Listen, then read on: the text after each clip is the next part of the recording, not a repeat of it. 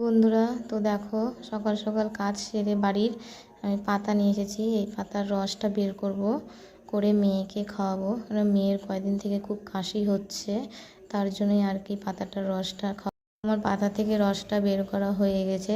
আর এই যে এতটাই বেরিয়েছে, এর সবটা খাওয়াবো না, অল্প খাওয়াবো। আর এর মধ্যে আমি একটু মধু দিব, মধুটা ভালো করে মিশিয়ে দিব। কারণ এই পাতাটা খেতে এত বাজে, আমরা মানে বড়রাই খেতে পারি না, আরও তো বাচ্চা। আর আমার মেয়ে একদম আজে বাজে জিনিস খেতেও চায় না, জোর করে ওকে খাওয়াবো।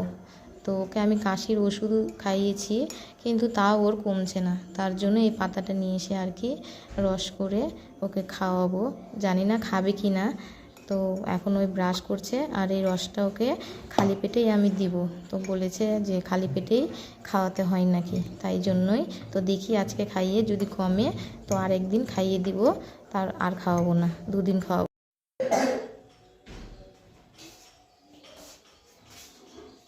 নে এটা খেয়ে নে, খেয়ে নে, অল্প খেয়ে নে।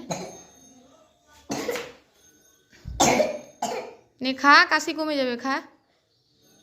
তোর জন্য করলাম। ওরকম না, চায়ের মতো খেতে হবে না, একবারে নাক বন্ধ করে খেয়ে নাও।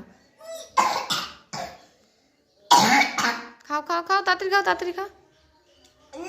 আরে নাকটা বন্ধ কর না, দিয়ে ঢুক করে গিলে নে।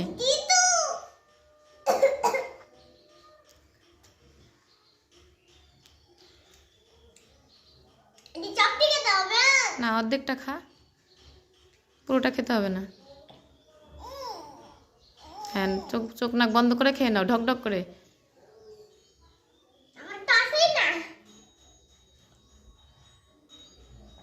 এই তো লক্ষ্মী মেয়ে। আরেকটু আরেকটু আরেকটু খাও মা। এই তো গুড।